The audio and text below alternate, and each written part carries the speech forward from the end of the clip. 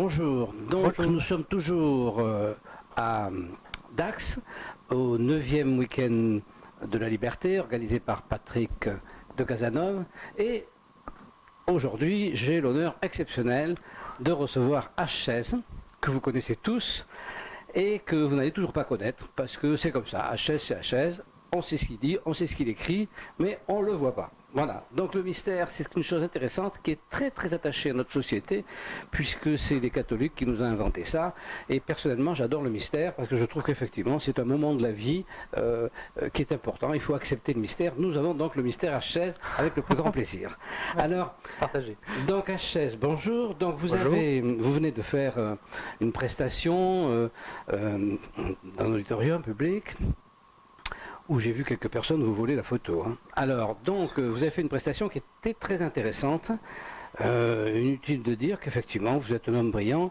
Alors, cette présentation visait à nous expliquer les grands moments qui ont été des grandes découvertes qui ont eu un impact absolument colossal sur la société et sur l'économie. Alors, on va les résumer rapidement, si vous voulez bien. Donc, ça a commencé par l'imprimerie.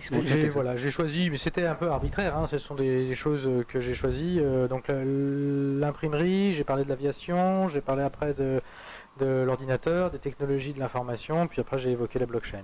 Voilà. Ce sont des choix qui sont, comme je l'ai dit, assez arbitraires. Bon, pas complètement innocent pour l'imprimerie puisque ça permet d'introduire après les autres, mais bon, ils sont ouverts à débat, bien sûr. C'était des choix significatifs. Alors vous êtes arrivé ensuite après au blockchain. Alors moi j'ai un tout petit peu perdu pied, mais vous nous avez expliqué qu'est-ce que c'est le blockchain. En fait c'est une suite d'interventions informatiques qui, une fois faites, ne peuvent absolument plus passer inaperçues, enfin existent définitivement. Oui. C'est ça à peu près. C'est un bon résumé, oui, c'est un bon résumé. Voilà. Et donc vous gravé avez dans le marbre. Voilà, donc vous avez enchaîné sur le Bitcoin. Et alors la question que moi je me suis posée, et la question que posait votre intervention, c'est que on ne sait évidemment pas aujourd'hui si ce nouveau fait technologique, c'est-à-dire la traçabilité d'un acte définitif, si ça sera un progrès ou si ça ne sera pas un progrès. Alors vous argumentez pour que ce soit un progrès. Alors les arguments pour que ce soit un progrès, quels sont-ils ? Donc l'argument principal, c'est, bon, on a vu, je les ai évoqués, il y avait l'aspect, mais ça c'est inhérent à la blockchain, mais pour l'aspect essentiellement une fois que la blockchain est écrite, c'est non répudiable. L'argument de progrès, c'est il faut bien comprendre que l'ensemble de l'humanité a progressé en bénéficiant d'un abaissement des coûts de transaction. Progressivement, il est devenu de moins en moins coûteux d'effectuer des transactions de biens, de services, des transactions financières, des transactions informationnelles, informatiques, entre humains. Et cet abaissement des frais de transaction se traduit directement dans la blockchain. Donc, et c'est ce que je disais, il me paraît raisonnable d'imaginer que les autres progrès ayant tous, les autres abaissements des prix de transaction s'étant tous traduits par des progrès significatifs, ce nouvel abaissement des frais de transaction, et là en l'occurrence on parle des frais de transaction financière, pourrait lui-même apporter son lot de progrès et de richesse. C'est un pari, c'est-à-dire qu'on ne peut pas garantir sur facture que cet abaissement de coût de transaction là, celui-là en particulier, aboutira effectivement à un progrès. Mais comme tous les précédents ont effectivement abouti à un progrès, il me paraît raisonnable de continuer sur la même lancée. Bon, on pourra toujours m'objecter la parabole du dindon, pendant 364 jours ça va de mieux en mieux, et puis le 365e, bon c'est... Donc bien sûr, ok. Cependant, non, on va essayer de faire mieux. Mais effectivement, donc, il peut y avoir des objections. Alors, une objection évidente, c'est quelque chose qui était inscrit de façon définitive et inaltérable. Ça vient en quelque sorte contre le droit à l'oubli. Ce droit existe-t-il ? Existe-t-il réellement un droit à l'oubli ? Oui, non, je ne sais pas. Bon, est-ce que c'est un progrès ? Ça c'est difficile, c'est-à-dire que c'est quelque chose qui n'existait pas avant. Il faut bien comprendre que même les tablettes sumériennes, même les choses écrites dans le marbre, justement, le marbre se perdait, il s'érodait. Donc il y avait aussi un oubli aussi de ce point de vue-là. On pourra pleurer la perte de la librairie d'Alexandrie, mais on pourra aussi louer le fait que dans certains cas, la civilisation a fait tabula rasa et il n'y avait plus certaines traces. Donc c'est difficile de trancher sur cet aspect-là particulier. Bon, mais j'en reste pour l'instant, toutes choses égales par ailleurs, je dirais, c'est un abaissement drastique des frais de transaction. Comme les précédents frais de transaction ABC ont permis des progrès notables de l'humanité, je parie là-dessus pour le moment. Voilà, c'est ma position. Et vous avez, évidemment, vous êtes un très grand débatteur et vous avez la faculté extraordinaire de pouvoir évoquer vos arguments et en même temps ceux de les autres et de trouver la synthèse. Alors, c'est ça qui rend la chose très intéressante, notamment dans votre exposé. Alors, vous débouchez, après le blockchain, qui donc est un marqueur indélébile, vous débouchez sur le bitcoin, moi j'appelle ça bitcoin, je crois, ou du bitcoin, enfin bon, peu importe. Hein. Donc vous débouchez sur la monnaie. Alors là, ça commence à devenir, pour moi, complètement extraordinaire, parce que, donc, la monnaie, pour moi, je vous donne mon opinion, c'est quelque chose qui n'existe pas comme les gens le croient. La monnaie, c'est un élément de référence entre deux transactions. Oui. Et cet élément de référence entre deux transactions, il a toujours été truandé, depuis toujours, oui. Les rois, les machins, avant, toujours il a été truandé. Et là, vous mettez sur la table un truc où vous dites, ça, personne ne pourra le truander. Alors, est-ce qu'une société humaine peut vivre avec la vérité? Parce qu'on est dans l'économie, qui est quand même l'élément essentiel de la vie de l'homme. Hein. On sait que, par exemple, quand on éradique les parasites, ben, il n'y a plus les oiseaux qui les mangeaient, etc. On sait que l'économie, en fait, elle est générale. Donc, vous dites, et c'est là que je me dis, et vous dites, voilà, nous allons aujourd'hui être face à la vérité d'une monnaie qui ne bougera pas, qui ne peut plus être truandée. Donc ça veut dire que, moi je prends un exemple personnel, mon père a acheté en 1955 un terrain de 6000 m² sur la colline de Sète face à l'Armère qu'il a payé 2500 anciens francs. Oui. Bon, aujourd'hui cette chose vaut plusieurs millions. Bon, voilà, donc ça veut dire que, si vous voulez, pourquoi? Parce que la monnaie, elle est partie en quenouille. Voilà. Oui, les différentes dévaluations, c'est ça qui s'est passé. Il y a la dévaluation, et puis je suppose aussi que le bien a pris de la valeur aussi, la valeur réelle, parce que... Le bien a pris de valeur réelle, il n'a pas changé d'endroit, il est toujours... Parce que davantage de gens veulent y aller. Il y a un marché, je suis d'accord. Vous mélangez deux choses. Enfin, excusez-moi de vous interrompre, mais vous mélangez deux choses. Vous mélangez d'une part l'inflation, alors effectivement, ce qui fait que les 2500 euros francs initiaux ont été dilués, évidemment, le nominal... Hein. Oui, le nominal lui-même a gonflé. Et de l'autre côté, il y a aussi la partie l'offre de la demande qui lui a gonflé, et là la valeur réelle. Absolument. Donc c'est difficile, là vous êtes en train de mélanger deux choses. Bon. Non mais ça veut dire que, si vous voulez, si la monnaie était restée stable, mon gain potentiel aurait été peut-être de la moitié ou du tiers, enfin vous voyez ce que je veux dire, c'est-à-dire qu'on arrive à un moment où ce qui vaut quelque chose, et ça le vaut définitivement, si la monnaie, et on va même plus loin, c'est que non seulement il n'y a plus de trafic sur la monnaie, il n'y a plus d'activité sur la monnaie, donc vous l'avez dit ça dans les économies potentielles, donc plus de banques, plus de machin, ça c'est formidable. Non, c'est pas ce que j'ai dit. Là j'ai été très clair, pour ce qui est des banques, ça va changer certains aspects de leur commerce, mais les fonctions essentielles de la banque, celles pour lesquelles la banque a été inventée et créée, vont rester. La banque, elle sert essentiellement elle permet en fait à des gens qui ont une somme à faire fructifier, de mettre en relation les gens qui ont cette somme à faire fructifier avec les gens qui ont besoin d'argent. Donc en fait ça permet de faire la garantie des dépôts, quelque chose de la garantie de capital. Oui, nous garderons à la banque le problème du crédit. Typiquement, le crédit, c'est quelque chose que la banque a une vraie valeur ajoutée, parce qu'elle va faire, elle fait de l'agglomérat de petites sommes pour la présenter à des investisseurs, des investissements, et elle garantit ces investissements avec soit ses fonds propres, avec d'autres mécanismes, etc. Ça va rester, il n'y a pas de raison que ça disparaisse. Ce qui risque de disparaître, c'est la réserve fractionnaire, parce que par nature, la blockchain étant totalement auditable, on ne peut pas faire de réserve fractionnaire, ou pas du tout de cette façon-là. On sera obligé de mettre en place des mécanismes qui seront très différents. Donc ça a des chances de disparaître. La création ex nihilo, la création de monétaire ex nihilo, que ce soit la création au second rang par les banques, ou la création au premier rang par les banques centrales. Ça disparaît. Est-ce que c'est un mal? Non, je pense que ça c'est un bien. On ne sait pas si c'est un mal ou un bien. Ce qu'il y a de sûr, c'est que ça élimine notre société actuelle.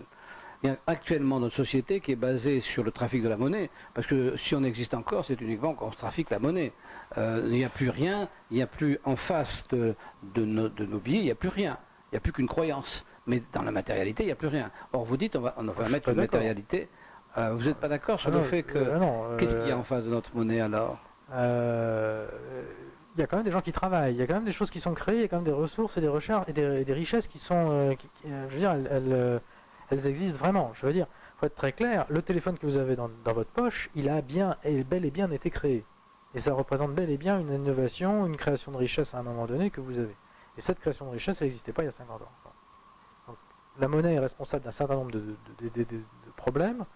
Il y a une question de dette, il y a une question d'évaluation, il y a tout un tas de fraudes, que ce soit des fraudes faites par des petits trafiquants ou par les grands trafiquants étatiques, ça je suis d'accord, mais les richesses, il y a des richesses qui sont réellement créées. Bien sûr, mais donc la question que j'ai l'impression qu'il va se poser, c'est pour alimenter notre discussion, oui. J'ai l'impression, si vous voulez, que si je vous crois, et j'ai tendance à vous croire, parce que je trouve votre exposé très clair, et puis je le crois vrai, évidemment je n'ai pas les connaissances. Est-ce que quelqu'un a les connaissances informatiques aujourd'hui et a la capacité d'imaginer ce qui pourra se faire demain? Mais si on prend pour absolu que le blockchain est incassable, si on le prend pour absolu, ça veut dire que l'économie continuera à exister bien sûr, mais il n'y a plus de tricherie. Donc une économie, il n'y a plus de tricherie. Là, je vous arrête, la blockchain incassable, ça n'enlève pas le paradigme de la clé de 12. Alors, toujours le même problème. Les gens s'imaginent qu'à partir du moment où un procédé informatique est incassable, que vous avez un mot de passe extrêmement long, extrêmement difficile à casser informatiquement, vous êtes sécurisé. Mais ça n'empêche pas quelqu'un de venir avec une clé de 12, vous cassez vos phalanges pour vous faire cracher votre mot de passe. Oui. Il ne faut pas perdre de vue, c'est un peu la remarque que je faisais à Guido tout à l'heure, Guido Hülsmann, l'économie réelle, enfin du moins le monde réel existe toujours. Il y a toujours des moyens de coercition sur les êtres de chair et de sang. Ça, il ne change pas. L'emploi de la force. Voilà. Ce qui se passe, c'est qu'on a essentiellement empêché, ou qu'on peut empêcher maintenant, les États d'appliquer leur débasement, d'appliquer leur fraude, d'appliquer leurs procédés socialistes sur la monnaie. Ça ne les empêche absolument pas d'utiliser la force. La force physique sur les gens. Mais c'est là qu'on voulait en venir. Et donc, effectivement, ça ne va pas remettre en cause intégralement la société. Voilà. Ça va modifier certains pans. Sur ces pans-là, il va y avoir du progrès. Là où je voulais pointer le progrès, c'est les endroits où justement il n'y a pas de monnaie du tout, ou alors la monnaie est extrêmement difficile. Et il n'y a pas de la fameuse monnaie fiat qui existe dans certains pays. Il n'y a pas de fiat, il n'y a pas de confiance du tout sur cette monnaie. Et donc, les gens sont techniquement dépourvus de monnaie. Il y a des pays en Afrique, on prend l'exemple du Venezuela, mais ça va être c'est pareil au Zimbabwe, c'était pareil pendant la République de Weimar. Les gens n'avaient pas confiance dans la monnaie en question. Ce que permet les crypto-monnaies, c'est d'apporter une réponse à ce cas-là en particulier. Ça permet d'apporter donc. On a simplement, j'ai presque envie de dire, l'humanité voyage dans l'histoire avec une espèce de conservation du niveau de misère. On crée de la richesse, on sort les hommes de la pauvreté, on sort les hommes de la misère, mais en termes de problèmes conceptuels, on déplace simplement les problèmes. C'est-à-dire qu'effectivement, on va permettre d'apporter un progrès sensible dans la monnaie, on va permettre à des gens de sortir de la misère, mais par contre, on va avoir déplacé conceptuellement les points d'application de force des États, on ne va pas les faire disparaître avec un claquement de doigts avec la crypto-monnaie. On va juste déplacer, et ceux-ci vont devoir trouver un autre moyen de frauder. On est bien d'accord.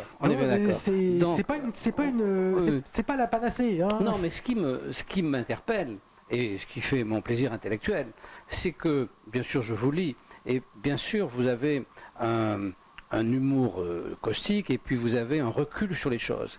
Et je vous vois là dans le Bitcoin avec, au contraire, une passion. C'est-à-dire, vous êtes en fait, il y a un dédoublement de personnalité pour moi. Je m'attends à quelqu'un qui est loin de tout et qui va. Et puis en fait, vous êtes à fond.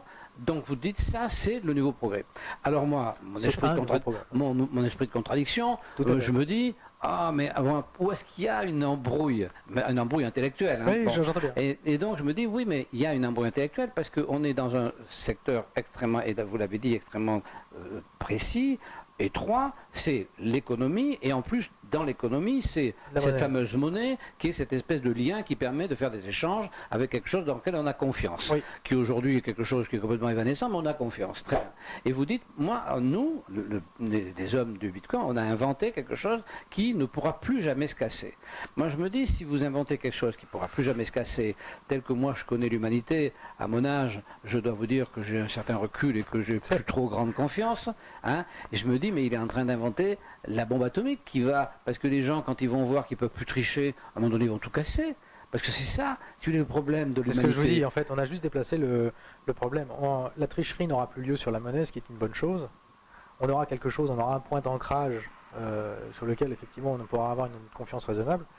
Mais ça n'empêchera pas tout un tas d'autres tricheries. Il ne faut pas perdre de vue que, encore une fois, les hommes restent des hommes. Donc, en hacking, beaucoup de gens s'imaginent que, effectivement, la NSA, par exemple, l'image hollywoodienne, c'est la NSA qui arrive à décrypter les données à la volée, des conversations entre gens. Non, ça n'a aucun intérêt. En réalité, c'est pas du tout comme ça qu'ils procèdent. C'est trop compliqué, c'est trop coûteux, et en plus de ça, ça finirait par se voir. Ils préfèrent en fait intervenir en amont, espionner les gens au moment où c'est pas crypté, ce genre de choses. Pour la monnaie, ce sera pareil. À partir du moment où on aura sécurisé cette zone-là, c'est ce que je disais, conservation de misère, eh ben, les gens vont se déplacer. Et les fraudes n'auront plus lieu sur la monnaie elle-même, mais elles auront lieu tout autour. Il y aura de nouveaux mécanismes de fraude, il y aura encore d'autres moyens de, je sais pas, pipoter le fisc ou inversement, de redresser quelqu'un qui n'aura pas dû l'être, etc. Il ne faut pas croire, ce que je disais, ce n'est pas une panacée, il ne faut pas croire qu'on va complètement modifier. On ne modifie pas le cœur des hommes. Ce qu'on modifie, c'est un outil technologique en lui apportant quelque chose qu'il n'avait pas jusqu'à présent. Mais à quel moment, parce que c'était le vrai débat d'aujourd'hui, hein, Oui. Ça, j'ai compris que vous mettiez en place quelque chose qui effectivement qui n'existait pas, on est bien d'accord, et qui en même temps va apporter quelque chose. Alors, on reparle par exemple de l'imprimerie. Oui, ça a très bien marché, sauf que ça a complètement éliminé les cathos, et puis les curés, et puis les moines qui faisaient le machin. Oui, bien sûr. Ça les a éradiqués. Donc, vous imaginez qu'aujourd'hui, quand même, la fausse monnaie, ça fait vivre 80% de la société. La plupart des gens n'ont pas un rapport à l'économie vrai. C'est-à-dire qu'ils pensent de bonne foi, la plupart des gens pensent de bonne foi que, ben oui, l'État, c'est lui qui a l'argent, puis que, il redistribue, c'est plus de 50%, je ne sais pas les chiffres exacts, mais en tout cas, certainement plus de 50% des Français pensent à ça. Oui. Donc, si vous voulez, et c'est la réalité, parce que quand le président de la République n'arrive pas à faire ses fins de mois, ils se réunissent, ils disent à Bruxelles, bon, il n'y a qu'à fabriquer des billets. Bon, on fabrique des billets, plus les gens sont contents, on a des billets, point. Et là, plus possible. Donc, qu'est-ce qu'on dit à tous ces gens qui n'ont pas compris que l'argent est lié À la création de richesse, oui. et ça, moi, je pense que c'est le germe d'un déchaînement de violence. Et c'est ça, moi, que j'ai essayé voilà, c'est ce que je pense. Oui, il faut bien s'imaginer que d'abord, les changements ne vont pas intervenir en l'espace de 3 mois. On ne va pas passer d'une situation où tout le monde utilise la monnaie fiat à une situation où tout le monde utilise la crypto en 3 mois. Il va y avoir des soubresauts, il va y avoir des adaptations, il va y avoir des changements. Et ces changements-là vont prendre du temps. En moins d'une génération, je vois rien d'arriver. C'est-à-dire qu'en gros, en 20 à 25 ans. Oui. Or, en 20 à 25 ans, les gens ont le temps de se retourner. Absolument. Et Ça, en je suis 20 à d'accord. 25 ans, les gens ont le temps de comprendre, surtout quand c'est leur pognon. Mais c'est une question d'incitation économique. Actuellement, pourquoi les gens imaginent ou se laissent croire que l'argent tombe du ciel et que c'est distribué par l'État? Mais parce que d'une part, c'est très facile, et parce que d'autre part, rien ne les incite économiquement à penser autrement. Absolument. À partir du moment où ils auront une incitation économique directe à penser autrement, à partir du moment où leur salaire ne dépendra pas du fait de défendre une position étatique de la monnaie, par exemple, c'est un exemple parmi tant d'autres, et puis ils changeront leur fusil d'épaule. Ah ben là, je suis pas convaincu. Il ne s'agit pas de dire que ce sont des acteurs économiques rationnels parfaits, il s'agit simplement de dire que la plupart des humains ne sont pas plus cons que vous et moi, et globalement, ils vont se rendre compte que s'il y a un système qui fonctionne et qui fonctionne mieux que le système dans lequel ils sont, ils migreront tout ou partie progressivement au fur et à mesure que les opportunités se feront. Vous partez du principe qu'ils n'aiment pas le système dans lequel on est, moi je crois qu'ils l'aiment. Non, ils aiment bien le système actuel dans lequel ils sont, parce qu'actuellement, le système leur offre plus de bénéfices que de détriments. À partir du moment où la quantité de détriment devient à peu près équivalente à celle de bénéfices, ils commencent à se poser la question. Et à partir du moment où le détriment est supérieur, eh ben, ils switcheront. Mais, il faut bien comprendre que pour qu'une population soit acquise à un nouveau concept, il faut que 10% de cette population soit touchée directement par ce nouveau concept. 10%. Et là, vous avez une bascule. On parle de la fameuse courbe en S. Le point d'inflexion pour une population humaine, c'est 10%. D'accord ? Ça, c'est toutes les études sociologiques montrent ça de façon assez... Je vous souhaite vraiment que vous ayez raison. Moi, je ne le verrai pas, c'est trop tard pour moi. Ce que je constate, en tout cas, où vous avez raison, c'est au niveau générationnel. Je constate cette manifestation où je viens régulièrement, tous les ans. Il y a eu cette année un coup de jeune. Enfin, on voit, vous n'êtes pas un homme vous n'êtes pas si jeune que vous avez l'air, mais vous êtes quand même vous êtes quand même la jeune génération. Et donc, si vous voulez, les quadras sont là. De manière importante, avec effectivement des compétences et des discours qui sont moins désespérés, moins académiques, plus dans le vrai. Hein. J'ai eu le plaisir, moi, de recevoir ici des gens comme Pascal Salin, que j'adore, que je trouve un homme formidable. Il est plus dans l'abstrait, vous êtes plus dans le concret. Et je trouve ça assez intéressant. Je trouve ça vraiment très positif. Et donc, peut-être que vous avez raison.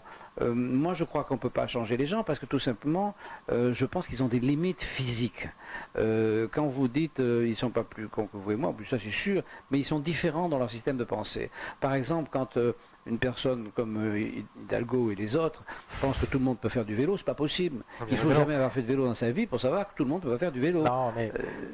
donc tout le monde ne peut pas faire d'économie. C'est ça le problème. Je vais peut-être vous surprendre, mais accorder à Hidalgo le même crédit que vous pouvez accorder à d'autres. En fait, elle n'est pas aussi conne que ses discours. Elle sait pertinemment que tout le monde ne va pas faire du vélo. Encore une fois, leur salaire dépend directement du fait qu'ils tiennent ce genre de discours. Donc, quand vous entendez un discours particulièrement stupide tenu par quelqu'un qui a dû batailler et qui a une tournure d'esprit bien particulière, notamment les politiciens, pour arriver là, alors que techniquement la sélection est extrêmement sauvage, particulièrement sévère, les gens ne sont pas forcément extrêmement intelligents. Je ne dis pas que les politiciens ont des QI de 160, ce n'est pas le cas. Ce que je veux dire, c'est qu'ils ne sont effectivement pas plus stupides que la moyenne. Et les discours qu'ils ont, si les discours sont stupides, c'est parce qu'ils ont un intérêt économique à sortir ces discours stupides. C'est un intérêt économique personnel bien compris. C'est-à-dire que politiquement, s'ils veulent que leur carrière continue, s'ils veulent continuer à gratter dans le même râtelier, à avoir la gamelle, eh bien ils ont intérêt économiquement à sortir ce genre de discours. Donc, le coup des vélos, c'est typique. Bon, c'est pareil pour tous les autres. Il y a effectivement des gens qui sont socialistes parce qu'ils sont socialistes ou qui ont une vision de la distribution complètement, dramatiquement anti-économique, et qui y croient dur comme fer, et jusqu'au jour où ils sont réellement confrontés. Oui, mais ils vont au bout. Hein. Oui, bien sûr. C'est Audiard, hein, le con, il va jusqu'au bout, c'est à ça qu'on le reconnaît. Les cons, ça ose tout. Oui, tout à fait. Mais il faut bien comprendre que cela, c'est pas la majeure partie de la population. Non, ça ne peut pas. Mais non, ça ne peut pas. Et la raison, elle est simple. Ouais. La raison, elle est Vous simple. avez confiance dans l'homme, quand même. C'est pas une question de confiance dans l'homme, c'est une simple observation de l'histoire. À partir du moment où vous avez un trop grand nombre de cons, le truc il s'effondre. Ah ben oui, mais ça c'est ne peut ça. pas fonctionner. Et oui, mais à partir du moment non, où... mais attends, est-ce qu'on est au début d'un nouveau progrès ou est-ce qu'on est au début de l'effondrement? Mais ça, l'effondrement, notamment celui qui va avoir lieu en France et en Europe, il n'est pas lié aux crypto-monnaies, il est lié effectivement à la gangrène de la société par le collectivisme et le socialisme. Ça, on est d'accord. Oui, mais le marqueur, ça, le Bitcoin. Si vous mettez une monnaie qui ne peut pas bouger, ça va être un marqueur terrible. Non, mais là, encore une fois, je redis ce que j'ai dit, la monnaie en question, on a simplement déplacé le niveau de misère, on va avoir d'autres types de fraudes, d'autres types de mise en place. Donc, il y aura des soupapes de sécurité pour la sociologie humaine, elle s'adaptera à cette nouvelle donnée, elle fera ça autrement, mais elle est très créative, je ne suis pas inquiet de ce point de vue-là. Hein, les Romains, ils n'ont pas pu s'adapter. Hein. En revanche, pardon ? Les Romains, ils n'ont pas pu s'adapter. Ils n'ont pas pu s'adapter à quoi ? Ils n'ont pas pu s'adapter à l'évolution, à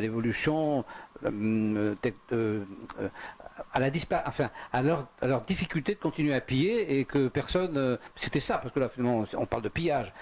Aujourd'hui, la fausse monnaie, c'est un pillage. Bon. Il y a plusieurs raisons pour l'effondrement de l'Empire romain. On peut parler du plomb dans l'eau, on peut parler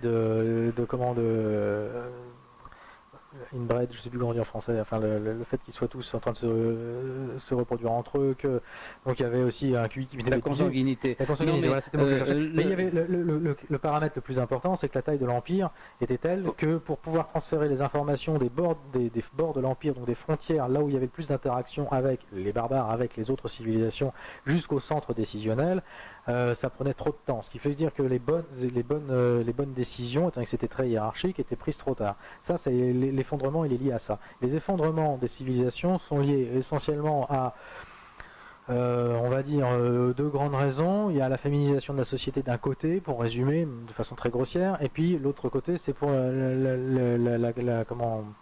le problème des bordures. À partir du moment où quelque chose grossit, un organisme grossit, l'interface avec l'extérieur augmente et augmente suivant le carré. Oui, c'est le problème du blodocus avec ça que. Voilà, exactement. Bon, ouais. et bien, et à un moment donné où vous pouvez plus grossir, et quand vous pouvez plus grossir, soit vous vous effondrez sur vous-même, soit vous êtes obligé de trouver une autre méthode, donc vous scindez. C'est ce qui s'est passé avec la scission de l'Église catholique, hein, la chrétienté en deux. Bon, c'est exactement ce genre de problème. Ça n'a pas grand-chose à voir avec... Oui, effectivement, ils avaient aussi des problèmes économiques, mais je pense que ces problèmes économiques étaient la résultante de ces problèmes de fond, plus que la cause. Je crois que vous êtes vraiment un honnête homme. Je suis convaincu de ça. Parce que moi je l'ai été, j'ai 75 ans, je pense l'être toujours, mais dans une grande misère, parce que j'avais pas bien compris que l'essentiel de l'homme, c'est le pillage. Alors honnêtement, alors ça se transforme oui, bien sûr, mais tout le temps, même quand il ne peut pas. Ça se transforme quelquefois, c'est poli, donc on appelle ça des affaires, mais si vous voulez, la base du système, c'est le pillage. Et donc, si vous voulez, le plus grand pillard, c'est presque toujours l'État. Parce qu'il a la force, et que piller par l'intelligence, c'est plus difficile. Que par la force, oui, c'est beaucoup plus difficile que par la force. Mais c'est pareil, quand vous faites une bonne affaire, c'est très très difficile de faire une affaire où tout le monde gagne sa vie. On peut y arriver, mais c'est très rare, il y a toujours un nom de la farce. Donc si vous voulez, on est toujours dans cet aspect de pillage, et donc je ne crois pas qu'un système aussi anti-pillage que vous l'imaginez... C'est pas un système anti-pillage, c'est ça que je vous dis, c'est qu'on a conservé le niveau... C'est là que je comprends pas. Alors. On a simplement déplacé le niveau de misère. C'est-à-dire qu'on a sécurisé un certain nombre de choses sur lesquelles il y avait une partie du pillage. Oui, sur lesquelles il y avait l'essentiel du pillage. On n'a pas sécurisé le reste, c'est-à-dire que, encore une fois, le paradigme avec les 12, les gens vont continuer à être des gens. C'est-à-dire que le pillage, il aura lieu ailleurs, et il aura lieu ailleurs dans des proportions qui compenseront l'absence de pillage direct sur la monnaie. Tel que vous l'avez expliqué, vous n'avez pas, je dirais, assaini que la monnaie, vous avez assaini toutes les transactions. Vous avez assaini, c'est-à-dire vous avez figé la réalité, qu'on peut ensuite aller vérifier. Mais c'est-à-dire qu'il n'y a plus de place pour le pillage. Mais bien sûr que si. Ah, moi je crois pas. Mais non, mais j'ai tort sans doute, hein, parce que je suis une vieille barbe. Je vais prendre un exemple extrêmement concret. Imaginons que toute la société utilise la blockchain. Si vous voulez faire des opérations hors blockchain, il vous reste toujours la possibilité d'échanger des biens et des services directement de la main à la main. Et là, ça n'apparaît pas dans la blockchain. Et là, toutes les possibilités de fraude sont complètement ouvertes. Oui, mais ça va être, si vous voulez, c'est exactement comme ce qu'on appelle la richesse des banlieues, c'est marginal. Bon, c'est marginal jusqu'au moment où vous avez en place un certain nombre de systèmes qui vont comment dire, pérenniser ceci. Encore une fois, à partir du moment où les gens y auront un intérêt économique et verront que dans ce cas-là, cette partie de la fraude-là doit être conservée, ils mettront tout ce qu'il faut en place et ça marchera très bien. Bien, enfin, donc, voilà, la discussion qui était quand même fondamentale, qui s'est passée ici, donc, au 9e week-end de la liberté, une discussion quand même importante, hein, c'est notre avenir va être impacté par le blockchain. Est-ce que c'est un impact qui va vraiment booster la société, qui va nous, en l'espace de peut-être une cinquantaine d'années ou peut-être un peu plus rétréci, puisque ça s'accélère constamment, mais en l'espace de 20-25 ans, ça va bouleverser la société, ce que dans le fond je souhaite à tous ces jeunes gens qui ont une quarantaine d'années et qui ont donc largement devant eux les 20 ans, ou est-ce qu'au contraire ça va, ce que je crains, est-ce que ça va être tellement violent que ça va nous arrêter le système? Eh bien écoutez HS, je vous remercie infiniment d'avoir accepté cette humble interview. On n'est pas France, on n'est pas Canal+, rien du tout, on n'a rien du tout. Pas de problème, mais c'est avec grand plaisir qu'on a discuté. Et puis donc, sans doute à bientôt. Voilà, on dit au revoir à tout le monde.